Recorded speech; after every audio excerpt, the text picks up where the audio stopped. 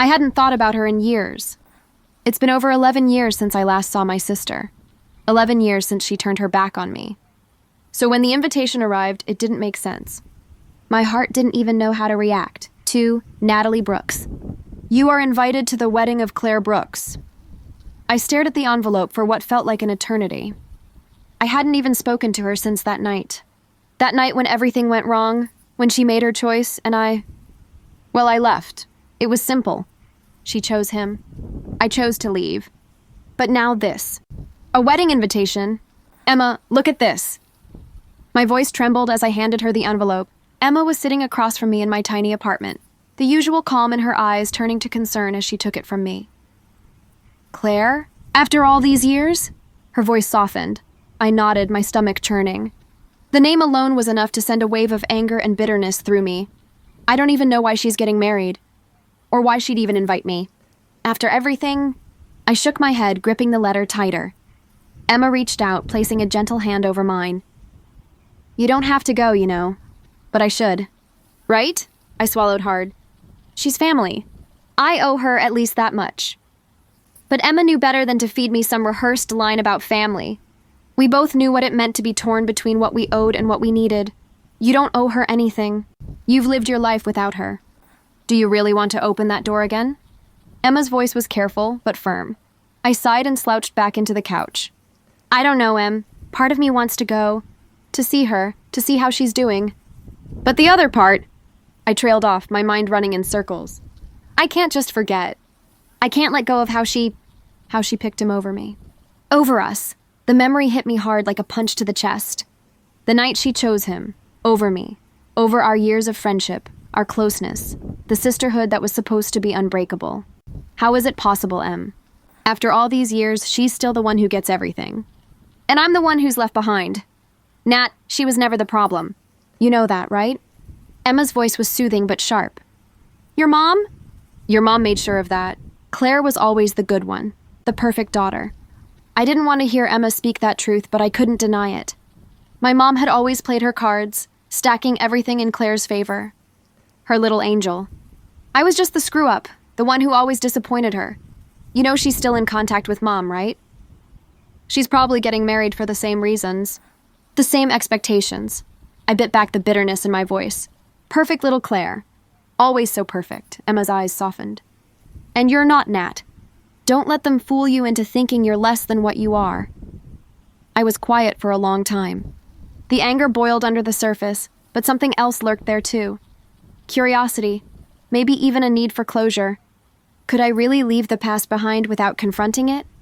Do you think I should go? I finally asked. The question was simple, but it felt like a decision that could change everything. I can't tell you what to do. But if you want to know, I think you deserve an answer, whether it's from Claire, your mom, or from yourself. This is about you, not them. I let Emma's words sink in. Part of me knew she was right. But the other part, the part that had been hurt so badly, was terrified of what seeing Claire again would do to me. I don't even know what I'd say to her.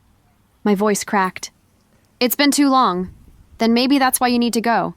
To find out what you really feel, not just about her, but about what you want for yourself. I stared at the invitation again, the letters on the paper like a twisted knot in my chest. Claire had moved on. She had a life. She had a fiancé, a wedding, everything. And I had... nothing. I'm scared, Emma. The admission was barely a whisper, but it felt like the truth was breaking free. I'm scared that if I go, I'll be left out again. That she'll be happy and I'll be nothing. Emma's expression softened, and for a moment, she didn't look like just my friend. She looked like the only person who truly understood. You're not nothing, Nat. You're not. You're strong, and you've been through worse than this. I looked at her, and for the first time, the weight on my chest lightened. Maybe I didn't have all the answers. Maybe I wasn't ready. But one thing was clear. I had a choice to make. I'm going, I said, my voice steadier now.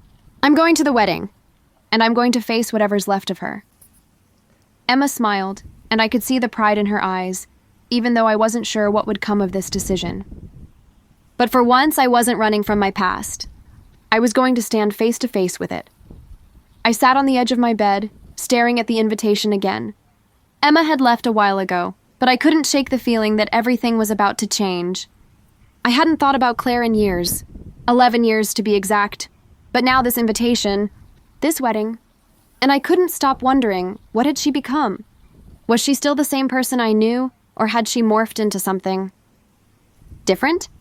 I took a deep breath and closed my eyes. The memories started coming back. God, they never really go away, do they? I was 14 when I first started feeling like the outsider in my own family. Before then, Claire and I had been inseparable. We shared everything, our room, our secrets, our dreams. We laughed until we cried, and we fought like any sisters would. But something shifted when she started dating Jake. He wasn't just her boyfriend. He became everything. I could still remember the night when I realized Jake had taken her away from me. I had been sitting on the porch, waiting for Claire to come back from her date. It was late and I hadn't heard her car pull up, but I saw the lights from the driveway and rushed to the window. That was when I saw it. Jake's car wasn't just parked outside. Claire wasn't just a girl in love. She was someone I didn't recognize anymore. The light from her bedroom flickered for a moment, and there she was, laughing, holding hands with him like she didn't care about anything else. I ran my fingers over the edges of the invitation again. I hadn't heard from her in over a decade. Not a word. Not a text. The wedding was her way of rubbing it in, wasn't it? Telling me that she was happy without me, that everything had gone just fine. But I was done with being angry. I told myself I'd go and see her from a distance. I needed to know who she was now. Who she'd become without me. What are you thinking? Emma's voice brought me back to the present. She'd been trying to reach me for a while now, but I hadn't been able to focus. I'm trying to remember why I left. It feels like a lifetime ago, Em. You were young. You did what you had to do. She sat next to me, her voice gentle but firm. But you're not the same person anymore. You've changed. I gave a bitter laugh. Changed? I don't even know who I am anymore. I thought if I just left, everything would go away. But the ghosts follow you, you know? The family. The lies. What lies? Emma asked, her curiosity piqued. The lies they told me. The ones that kept me believing I wasn't enough. That Claire could be everything and I was just the shadow. Flashbacks hit me again, sharper this time. I remember standing at the kitchen table, the sound of my mom's voice cold and clear. Why can't you be more like Claire? I remember the way my father stayed silent, staring at the newspaper in front of him. He never spoke up when it came to anything important, never stuck up for me. He let my mom tear me down. Maybe if you'd just listened to your sister, things would be different, my mother had said one night, her voice full of that same coldness. You're too rebellious, too loud. You don't know how to fit in. It wasn't just Claire who had let me go. It was my parents, too.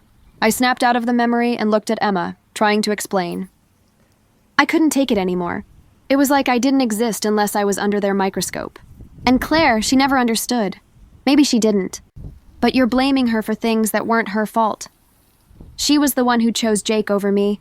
And she's the one who chose that life, I snapped, my voice harder than I wanted it to be. Emma sighed and rubbed my back. I get it, I do. But that doesn't mean you have to carry it all. I shifted in my seat. I want to go, but I'm not sure if I'm strong enough. What if it's worse than I remember? What if I see them all and feel like that scared small girl again? Then you'll walk away. You're not that girl anymore. Emma's eyes locked onto mine, unwavering. But you won't know unless you go. I bit my lip, the weight of the decision pressing down on me. I couldn't let myself get lost in the past again, but a part of me felt like I needed to see it all unfold. Maybe it was just the need for closure. Or maybe I wanted to see her, look into her eyes and realize she wasn't the same either. That night, I couldn't sleep. My mind raced through 1,000 memories, each one sharper than the last. I saw Claire's face, but it wasn't the smiling sister I remembered. It was a stranger, a person I didn't know anymore. And it hit me. I'm going to the wedding, I whispered into the dark room, as though the words themselves would make the decision real. I hadn't stepped foot in this town in over 11 years. The streets felt both foreign and familiar, like a memory I was afraid to face. I pulled up to the familiar old house, my heart pounding in my chest. It was like I was walking in someone else's shoes, but every crack in the sidewalk, every street corner, whispered memories I couldn't ignore. I paused before getting out of the car. I could already see the colorful decorations in the yard. The wedding was in full swing. The balloons, the flowers, the music playing faintly in the background, everything was set. It looked like a perfect day for Claire's perfect wedding. Okay, Natalie. No turning back now. I muttered to myself as I forced myself to take the first step. I walked through the front gate, my eyes scanning the yard. I could see Claire's friends running around, laughing, helping with last-minute details. I felt like a ghost watching them without being seen. She looked so happy, standing in the middle of it all, her face glowing with excitement. She was everything I wasn't. It made my chest tighten, and I couldn't stop the mix of emotions flooding me. Jealousy, sorrow, longing. I never thought I'd see this day, I whispered under my breath. The sound of heels clicking against the pavement interrupted my thoughts. Oh, hi. You must be one of Claire's friends. A cheerful voice greeted me. I turned to find the wedding planner, clipboard in hand, with a smile that looked like it belonged on a brochure. She was obviously busy, but she still took the time to greet me. I'm Natalie, I said, extending my hand, trying to sound calm. I'm just here to help. Her smile widened, though it was obvious she had no idea who I really was. You're a lifesaver! I could use all the help I can get. There's a lot to manage today. Feel free to jump right in. I nodded, even though I didn't feel like helping. I was more interested in seeing everything from the sidelines, hidden in plain sight. I wandered a little further into the house, the familiar smells of my childhood home mingling with the overwhelming scent of flowers. The house hadn't changed much. The same old picture frames on the walls, the same floral curtains my mom had insisted on hanging when we were kids. But as I passed by the living room, I noticed something. My old bedroom door was open. I hesitated for a moment, standing in the doorway like I had done countless times before. But now it was like I was looking at a place that didn't belong to me anymore. The bed was made, the desk neatly arranged, but it was empty. No sign of life, no sign of who I used to be. I guess it's just a room now, I whispered to myself. Before I could linger too long in the past, I heard a familiar voice. Natalie? I turned and saw Liam, my cousin, walking toward me with a big grin on his face. I couldn't help but smile back. Liam had always been the one to lighten the mood at family gatherings. Liam, I didn't expect to see you here. Of course I'm here. It's Claire's wedding. You know me, always up for a good party. What are you doing here? He asked, his eyebrows raised with that mischievous glint in his eyes. I'm just here. Just wanted to see things for myself. I couldn't quite explain why I was back. Liam leaned in, lowering his voice. You know, I heard some gossip about Claire and her fiancé. He's not exactly what he seems. But don't quote me on that. I leaned in, intrigued despite myself. What are you talking about? Liam grinned. I'm just saying I wouldn't be surprised if there's more to this wedding than meets the eye. We talked for a few more minutes, and I found myself enjoying his company more than I expected. But I knew I had to focus on why I was really here. The nostalgia was overwhelming, but there was something else, too. Tension. I watched Claire from a distance, noticing how everyone fawned over her. Her friends, her fiancé, even the wedding planner. It was like she was the center of everything. I almost didn't want to get too close, not because I didn't want to see her, but because I was afraid of the feelings it might bring up. Is it all real? I whispered to myself. Was this truly the life she wanted? The perfect wedding? The perfect man? Or was there something darker hidden behind all of it? I felt my phone buzz in my pocket, but before I could check it, I heard footsteps approaching. I turned, expecting to see Emma, but instead, it was an unfamiliar face. A neighbor from when we were kids, someone I hadn't seen in years. Natalie? Is that you? She asked, her voice a little too bright. She looked like she was trying to place me, but her recognition didn't quite reach her eyes. Yeah, it's me, I replied, forcing a smile. I didn't think you'd still be around. Of course, I've been here. This place never changes, does it? She gave a small laugh. I nodded, but it didn't feel like home anymore. As the day wore on, I stayed in the background, silently watching as everything around me unfolded. I couldn't help but notice the subtle cracks in the picture-perfect image Claire had painted. The way her fiancé kept looking at the clock, the way my mom tried so hard to look unbothered, it all felt off. but I wasn't here to make a scene. I was here to see, to watch, to understand. I wasn't going to expose the secrets or the lies, not yet. But I would eventually. The wedding was beautiful, perfect even, but I couldn't shake the feeling that something was wrong. The more I watched Claire and her fiancé, the more I began to see things that didn't sit right with me. He was charming, smiling at everyone with that perfect, toothy grin. But there was something about the way he looked at Claire that made my stomach churn. I was standing by the refreshments table when I saw it, the way he brushed past her, whispering something in her ear. She smiled, but there was something forced in her expression. Something I recognized too well. "Natalie, you okay?" Emma's voice broke through my thoughts. She appeared beside me, a concerned look on her face. "Yeah, just taking it all in." I forced a smile, though it didn't feel genuine. "You know, it's funny. I can't help but feel like something's off." "Like what?" Emma asked, leaning in, her curiosity piqued. I glanced over at Claire and her fiancé again. "Him. I don't trust him." Emma raised an eyebrow.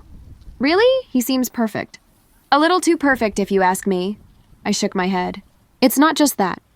There's something off. He's too polished, too charming. He's always got this air of superiority about him, like he's playing a game. Maybe you're just overthinking it. You've been away for a long time. People change."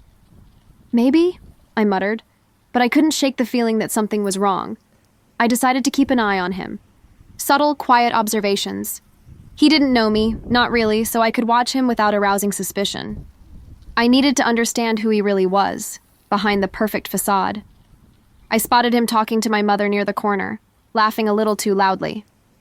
My mother smiled at whatever he said, but her eyes were a little too bright, too eager. She wasn't as naive as she appeared. Mother and Claire's fiancé, what a match, I muttered to myself, watching the exchange. Later, as the evening wore on, I overheard a conversation that made my blood run cold. I had slipped outside for a breath of fresh air when I heard Claire's maid of honor, Lucy, talking to someone on her phone in hushed tones. "Yeah, he's been asking for the money, but I don't know. It's risky. If Claire finds out..." I froze. I stepped closer, trying not to make a sound. Lucy's voice was low but clear. "You don't understand. He doesn't just want her money. He wants everything. The wedding's just a step and you know it. Once they're married, he'll have control of her trust fund." My heart pounded in my chest. Was this the real reason Claire was marrying him? It wasn't about love. It was about manipulation, about control. I couldn't believe what I was hearing. Claire had no idea. She was so blinded by the idea of a perfect wedding, of a perfect life, that she couldn't see what was happening right in front of her. I waited until Lucy hung up the phone before stepping into view. She turned, startled. "Natalie?" she asked, her voice shaky. I raised an eyebrow. "You know, I don't think Claire knows about your little chat, or about his intentions. Maybe I should tell her." Lucy's face paled. "Wait, you don't understand? I understand enough." I crossed my arms. "You're in on it, aren't you? You're all just playing along, pretending everything's fine while he takes everything from her. You don't care about Claire. You just want your piece of the pie." She swallowed hard, looking like she might run, but I didn't move.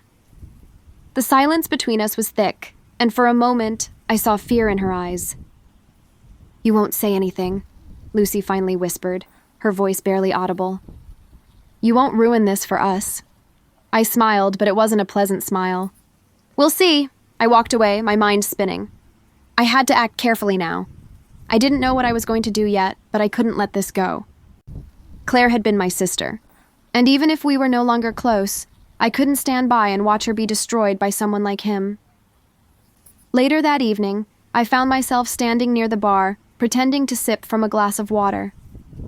I saw Claire talking to her fiancé again, this time standing far too close for comfort. I watched the way his hand brushed her shoulder, possessive, demanding. She didn't seem to notice, or maybe she didn't care. I looked around at the guests. Everyone was so busy with the celebration, too wrapped up in the glitter and glamour to notice the cracks forming. "This isn't over," I whispered to myself. I had a choice now.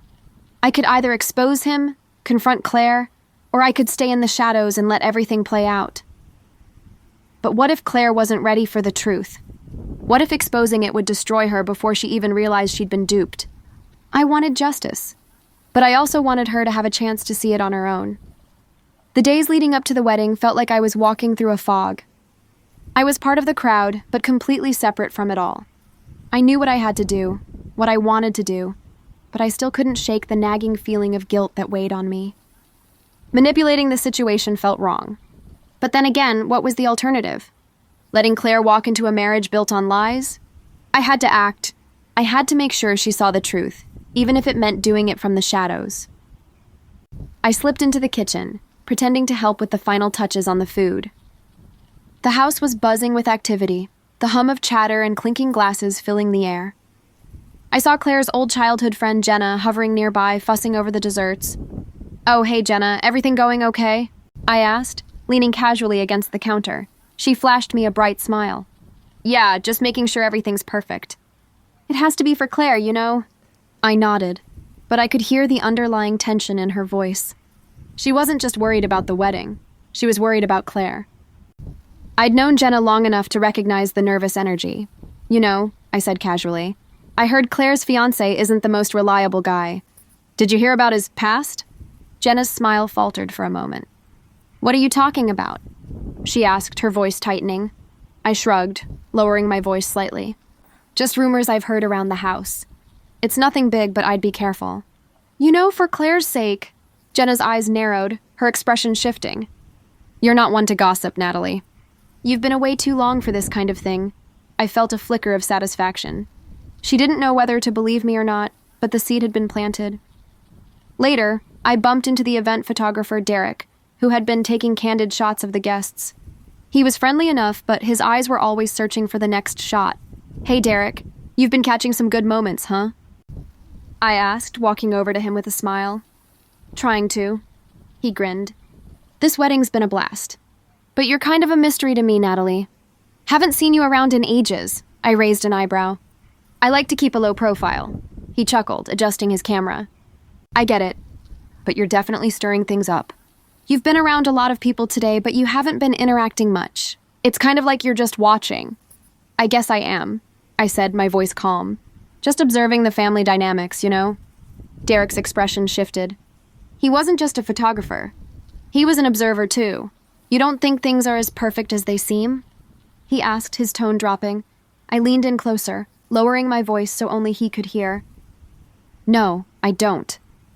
I felt the weight of the conversation hanging in the air, but I couldn't stay in the shadows forever. Not when there were so many cracks to expose. I had to watch, wait, and plant the right seeds in the right people.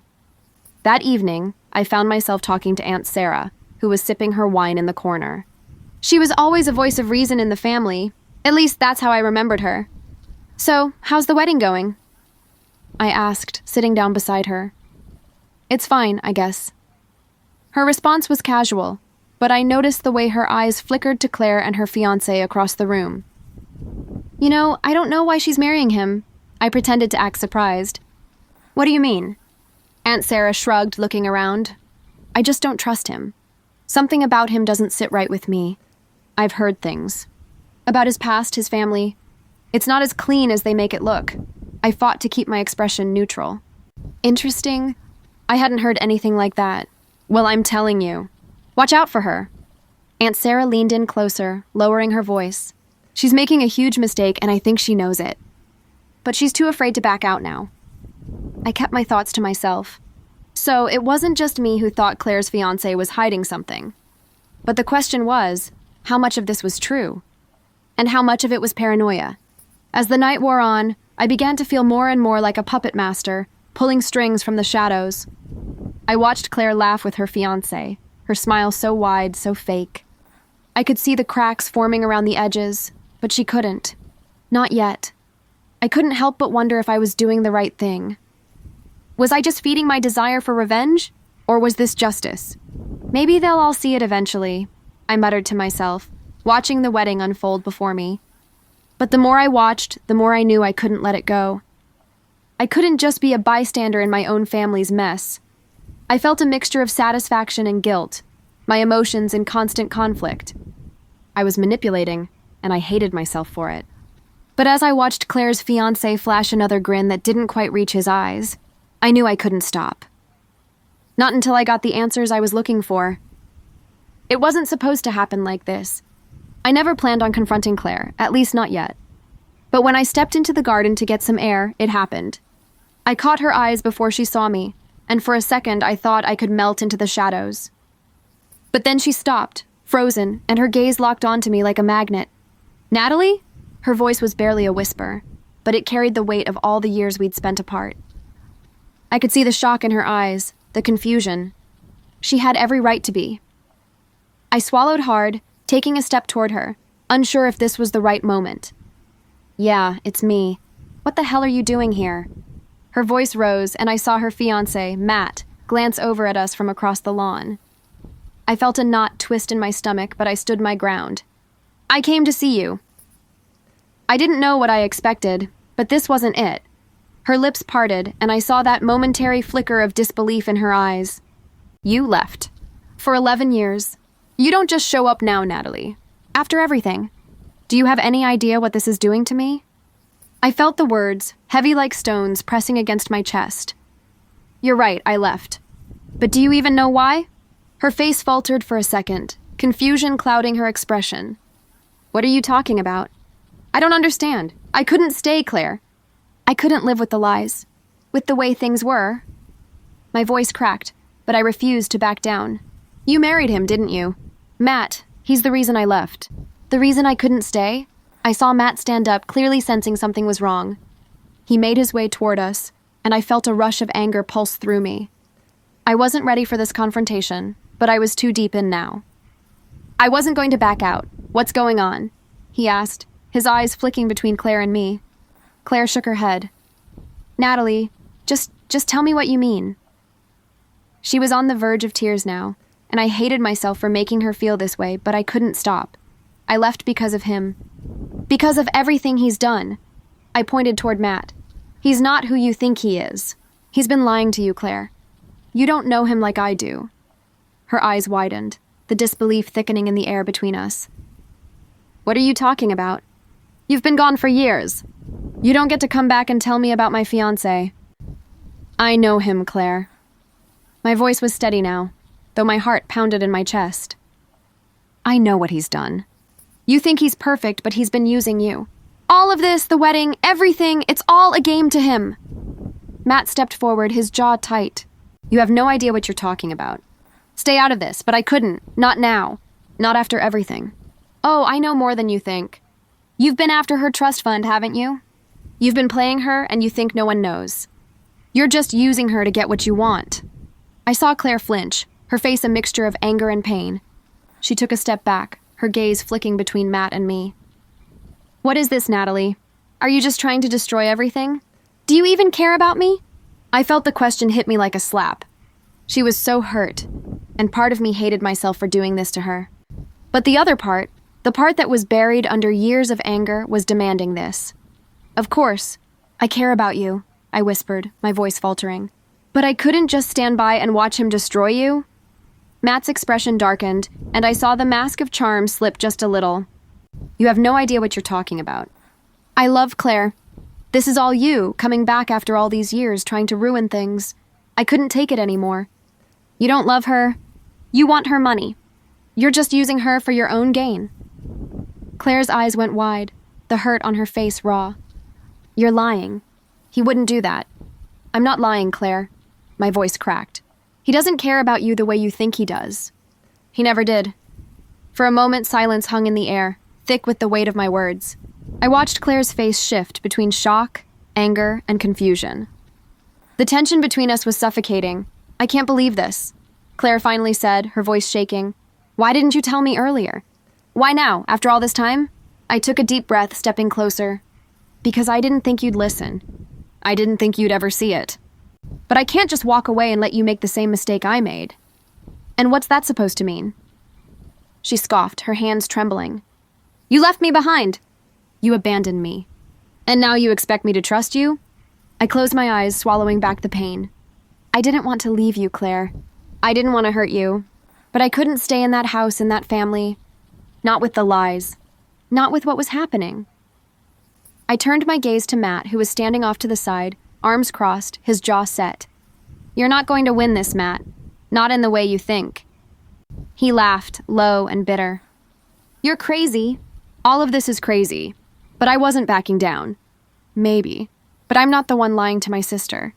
That's all you, Matt. Claire took a shaky step back, her breath shallow. I don't know who you are anymore, Natalie. And just like that, I felt the last threads of our bond snap. There was nothing left. The day of the wedding should have been perfect. Everything was set. Everything was arranged. But nothing ever goes as planned, does it? As the ceremony began, I could feel the weight of everything crashing down around me. The tension between Claire and me had been palpable since our confrontation, but now it was worse. The smiles, the forced politeness, everything was fake. And Matt? He was playing the part of the charming fiancé so well, but I knew the truth. I knew what he had been hiding. I stood off to the side of the room, watching as guests mingled and chatted.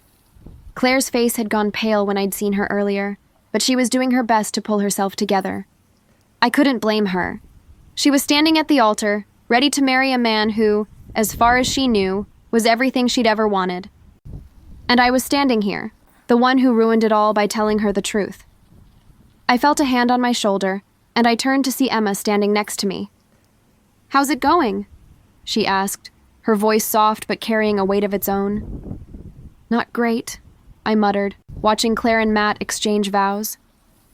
I had the sense that Claire was doing her best to avoid looking at me, and it broke my heart. "I don't think I can ever fix this. Not now. Not after what I said." "You did the right thing," Emma replied, her tone steady but understanding. "She deserves to know the truth, even if it hurts." I nodded, but a part of me still wondered if I had been too harsh. Did she deserve to know now? Could I have done things differently? As the ceremony dragged on, I noticed Matt's behavior growing more erratic. He kept looking around, glancing at the door like he was waiting for something, or someone to show up. I could see the nervous twitch in his jaw. It didn't take long before I realized that karma had started to kick in. I overheard a conversation near the back of the room, and my heart skipped a beat. "Is he really going through with it?" Someone whispered. "He doesn't have a choice. He's in too deep now." But when she finds out, I couldn't make out all of the words, but I didn't need to. I knew it. The lies were coming to the surface, and it was only a matter of time before everything unraveled. Suddenly, the door to the hall opened, and a man I hadn't seen in years stepped in.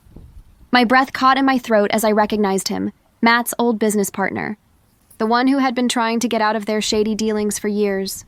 What was he doing here? Matt's face drained of color the moment he spotted him. His hand started to tremble, his confident smile faltering. "What's going on?" I asked, turning to Emma. She didn't know either, but she seemed to sense that something was about to go wrong. I watched as Matt stepped away from Claire, muttering something to the man. The tension in the room was palpable now, and I could feel the crowd shifting uneasily. The man walked straight to the front, pulling a piece of paper from his coat pocket. "Matt, we need to talk," he said, his voice cutting through the murmur of the room. "This isn't what you promised." I could see Matt's face twist into a mask of panic. "You have no business here." "You're not invited," the man laughed, a cold, knowing sound. "I'm here because you owe me, and now your little secret is about to come out. You think this wedding's going to fix everything? Think again." I felt a strange sense of satisfaction, watching Matt's perfect world crumble in front of everyone. I didn't have to lift a finger. The lies had come to light on their own, and all I had to do was watch. Claire's face was pale as she turned toward me, her eyes wide with disbelief. "What's going on, Natalie?" she whispered, her voice trembling. I didn't know what to say. It was happening. The karma I had hoped for was unfolding in front of me, and as much as I hated to admit it, I felt a flicker of vindication. The man stepped forward, holding out the paper. "I have proof, Matt. You've been lying to her. About everything." Claire's eyes darted between the two men, confusion and shock flooding her expression. "What is this?" she demanded, her voice breaking. "It's the truth," I said softly, my words like a knife cutting through the air. "Matt's been hiding his past, Claire. He's been using you. All of this, the wedding, the ring, everything, is part of a bigger plan." Matt's face turned red, his hands clenched at his sides. "You're insane. None of this is true. She doesn't believe you." But Claire didn't look at him. Her gaze was locked on me, the hurt and betrayal in her eyes cutting through me like a blade. "Why didn't you tell me?" she whispered. "I tried, Claire." I tried to warn you, but you wouldn't listen. And now look at what's happening. The room was silent now. The truth was out, and there was no turning back. I could feel the weight of it pressing down on all of us, and in that moment, I wasn't sure whether to feel relief or regret. Karma had played its part, but it had torn everything apart. Matt was already making excuses, trying to salvage what he could, but Claire wasn't having it. "Get out," she said, her voice shaky but firm. "I don't want you here anymore." I watched as Matt stormed out of the room, leaving behind nothing but chaos. I turned to Claire, my heart heavy. She was standing there, her back straight, tears welling in her eyes. "I'm sorry, Claire. I never wanted it to be like this." She didn't respond immediately, but after a long silence, she spoke. "I don't know what to feel right now." I took a step toward her, my voice low. "You don't have to." "But I'm here, Claire. I'm not going anywhere this time." She finally met my eyes, and for the first time in years, there was a flicker of understanding in her gaze. The wedding was over. The chaos had faded, leaving behind an unsettling silence. The guests had dispersed, leaving only the remnants of the celebration. I stood there, alone for the moment, at the edge of the garden where the reception had taken place. I couldn't help but breathe in the cool evening air, the weight of everything I had just witnessed pressing heavily on my chest. It was finally done. I saw Claire standing by the door, her eyes red from crying, but there was something else there too. Resolve. She looked different, stronger. Despite everything, I knew she'd been through her own transformation. "You didn't have to do all that," she said softly, walking toward me. I could see the pain in her eyes, but also something else, a flicker of understanding. Maybe I did. I shrugged, trying to sound casual, but my voice betrayed me. "Maybe it was the only way for you to see the truth. Even if it hurt." She nodded slowly, her fingers twisting the fabric of her dress. "I get it. I'm not sure what to do now. You'll figure it out. You always do." The words felt strange coming from me. For so long, I'd resented her, blamed her for everything that went wrong in my life. But now, in this moment, I realized how much I still cared. Despite everything, Claire looked up at me, her gaze steady. "I'm sorry, Natalie. For everything, I never meant for it to be like this. I never thought, you don't have to apologize. You didn't know. I should have been there. I shouldn't have left." The words felt heavy, but they were true. I had made so many mistakes, but I'm here now. And maybe that's all that matters. For a long moment, we just stood there, the silence stretching between us. No more words needed to be said. It was as though everything had been said in those few exchanges. We both knew what needed to happen next. "I'll miss you, you know?" Claire's voice was softer now, a tinge of sadness in it. "I'll miss you too," I replied, the ache in my chest growing. "But we both have to move on. We can't keep living in the past." I stepped away from her, my gaze wandering to the old wooden chest that stood in the corner of the room. It had been there for years, a constant in my life. Inside, I kept old mementos, pictures, notes, things I'd long forgotten. I walked over to it, my fingers brushing over the familiar wood. It wasn't just a chest full of memories. It was a symbol of everything I had left behind. I think I'm going to leave this for you," I said, turning back to Claire, my hand resting on the chest. "What is it?" Her voice was filled with curiosity, but I could tell she wasn't sure what I meant. "Just some old things. Things you might want to have. Things from when we were kids. I think it's time for you to have them." I swallowed the lump in my throat. This wasn't just a memento I was leaving behind. This was a part of me I was letting go of. A part of my past that had been holding me back for far too long. Claire's eyes softened, and she walked over to the chest, lifting the lid. "Thank you." As I watched her sift through the things inside, I knew it was time for me to go. Not just from the wedding, but from everything. From all the years of resentment and anger. From the life I had been living. "I'm going to go," I said quietly, taking one last look around. I wasn't sure where I was going, but I knew I couldn't stay here anymore. Not as the person I had been. "I know," Claire replied, looking up from the chest. There was something in her expression, something I hadn't seen before. It was understanding. "But you're not really leaving." "Not really," I smiled softly, though it was bittersweet. "No, not really." I walked toward the door, my steps slow, but each one felt lighter than the last. As I stepped outside into the night, the cool air brushing against my skin, I realized how much I had changed. How much I had grown. I didn't look back. I didn't need to. I found myself standing in front of the old oak tree, the one that had been there when I was a child. The same tree I used to sit under, the same tree where Claire and I had played for hours. The memories came flooding back, not with pain, but with a strange sense of peace. It was as though I had finally come full circle. "I'm sorry," I whispered to myself, to the girl I had been all those years ago. I didn't know if it was enough, but it felt like a release. I could feel the change inside of me. The forgiveness. Not just for Claire, but for myself. As I walked away, I knew that I was leaving something behind. But I was also walking towards something new. Something better. And for the first time in a long time, I didn't feel afraid of it. It's funny how time works. One moment, everything is a blur of emotions, anger, and betrayal. The next, it's all settled. And I find myself standing on the other side, looking back at the wreckage, wondering how I got here. I've learned a lot over the past few months. So much has changed. I've changed. But somehow it feels like things are still the same in some ways, just quieter, more peaceful. "How are you holding up?" Emma asks, her voice a steady comfort. She's been my rock, the one constant I've had through all of this. We sit on the porch of my small apartment, the breeze warm, the sky fading into evening. I can almost pretend that nothing ever happened, but then I remember. I remember the storm, the chaos, the emotional whirlwind. "Better," I reply softly, sipping my coffee. Stronger, I think. "But I can't say it's been easy." She smiles, a knowing smile. "It never is. But you're handling it, and that's what matters." There's a calmness in me now, something that wasn't there before. I'm no longer driven by the rage I once held for Claire and everyone who had hurt me. But there's still a quiet sadness I can't shake, a feeling that no matter how much we try to move forward, we carry pieces of our past with us. Some pieces are heavier than others. "Have you heard from Claire?" Emma asks, glancing at me from the corner of her eye. I shrug, unsure. A few texts.